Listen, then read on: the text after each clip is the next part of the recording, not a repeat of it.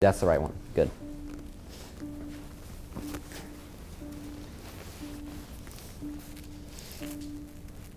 All right. We good? All right. In 1969, Chattanooga was famously declared by Walter Cronkite the dirtiest city in America. Even though Chattanooga was certainly one of the most polluted cities in the United States, that isn't the case today. The city, with the joint efforts of both businesses and the local community, has turned completely around in regards to pollution and the environment. The pollution problem began when many manufacturers were relocating and establishing more sites from northern states to southern states in the 1960s. The South was seeing a shift towards a more industrial life, with new innovations which helped farmers in becoming more efficient with their jobs. The three largest cities in Tennessee, Nashville, Memphis, and Knoxville, were not included in the selection process for industrial expansion due to their size. The size of the cities would have caused difficulties for businesses due to pre-existing competition and the expense of land.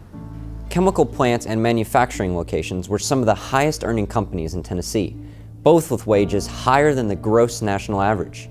Despite the economical benefits brought by these companies, an influx in industry was terrible for the air quality of Chattanooga. The steel industry specifically resulted in a great change within Chattanooga. As a great influx of popularity of steel occurred in the 1950s and 60s, companies such as U.S. Steel, Bethlehem Steel, and Republic Steel stuck with their old, ineffective factories that required more labor, leading to more factories with inefficient processes and more pollution from the smokestacks. The thick and smoggy air could get so bad that people had to turn on their headlights in the middle of a sunny day. In fact, 2 out of 5 of the days in 1966 were reported to have poor visibility. People who wore white shirts took an extra with them because by lunchtime, it would turn gray from the smoke in the air. There were serious health concerns with Chattanooga's air pollution. In 1957, a United States public health survey showed Chattanooga had the 3rd highest particulate air pollution. There were 3 times more tuberculosis cases than the national average in 1970, the year after Chattanooga received the title of the most polluted city in America. On top of all of this, bronchitis and emphysema levels were rising at an alarming rate. The city and its inhabitants needed change, and it came in the form of the decline of the steel industry. This decline happened in the 1970s partly because the older, ineffective factories got swapped out with newer, oxygen-based factories. More importantly, steel across the United States was less popular because there were more and more steel factories in China, so this gave Chattanooga a chance.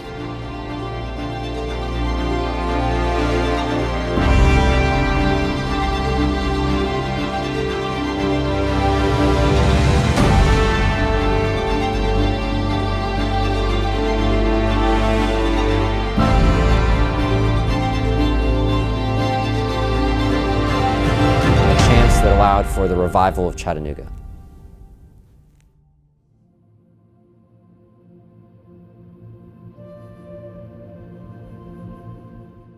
The community played a major part in the restoration of Chattanooga. In the early 1990s, a low-income neighborhood petitioned for waste evaluation in the surrounding area. A study was later performed, and then a grant was given to assist the creation of a Superfund jobs training program so that the site could be restored. Another example of Chattanooga and the greater Tennessee area coming together to support the upkeep of the community would be the foundation of the Tennessee River Association for Improvement. Gilbert E. Govan had this to say about the association. Near the close of the 19th century, the unflagging efforts of residents of the valley for the improvement of the river began to take on new facets of interest. The emphasis was still on navigation, but the value of river transportation was increased by the effect its competition could have on railroad freight rates. The Tennessee River Improvement Association, which organized in 1898, was the crystallization of this effort. Chattanoogans were the primary reason for its creation.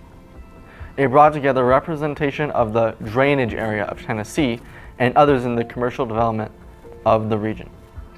The purpose of the association was, 1, to assist in all proper ways in procuring, as soon as possible, the complete improvement of the Tennessee River as a means of transportation, and 2, to conserve its volume and regulate its flow. And finally, 3, to cooperate upon any proper occasion with any other waterway in its improvement within the United States. Although the association is disbanded today, it was a model for community service efforts later in Chattanooga's history. Without it, water pollution and other water-based concerns would be overshadowed greatly by the air pollution issue. Another great example of citizen-led projects in Chattanooga would be Chattanooga Venture. It was a local nonprofit agency where they assembled 1,700 citizens to brainstorm ideas on improvement in the city. In the 20 weeks they met for, they came up with 34 concrete goals and 223 doable projects for the city's improvement. By 1992, public and private partnerships met 85% of the projects assigned by Chattanooga Venture. And because of its success, 27 more goals were later added to the original list of 34. One of the biggest achievements originating from Chattanooga Venture would be the Riverwalk, which is a 5-mile long riverfront park that houses a lot of greenery and uses the space next to the Tennessee River effectively. Downtown was among these achievements as well, finally becoming a true city center instead of a polluted, run-down section of streets.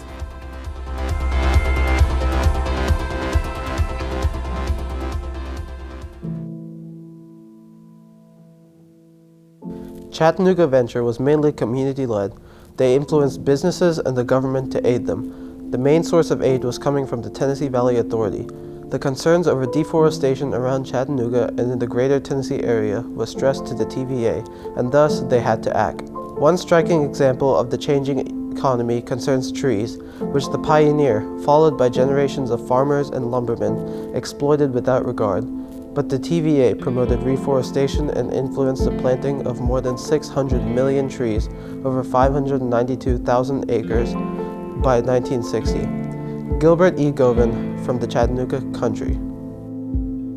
Nowadays, Chattanooga has been on an upward trend in terms of pollution. The TVA stated that CO2 emissions were reduced by 32% in 2005 and are on track to be 40% lower than 2005 by 2020. $20 billion has been invested into clean energy, and 56% electricity is carbon-free.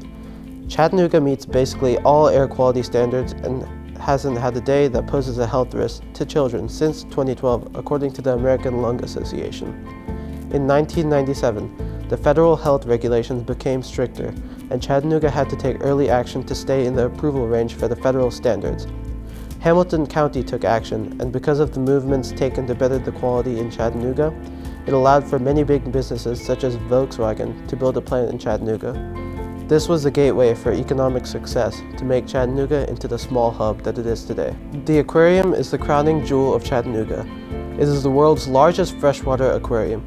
Bill Sudderth, a respected Chattanooga resident, told the crowd in 1989, "Take a look, Chattanooga will never be the same again."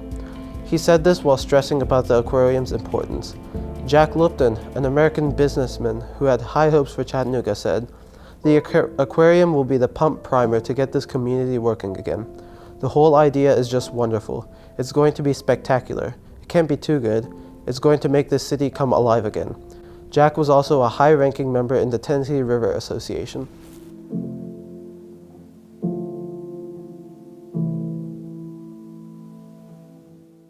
To conclude, Chattanooga has completely turned around in terms of pollution.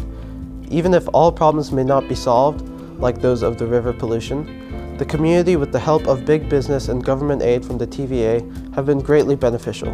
Former President Barack Obama used Chattanooga as an example when talking to a crowd in Iowa. The Volkswagen factory in 2012 is one of the most efficient automotive facilities in terms of pollution output, and Chattanooga is a prime example and motivation for other cities such as that small town in Iowa to improve and get out of worse times and progress in terms of innovation and society.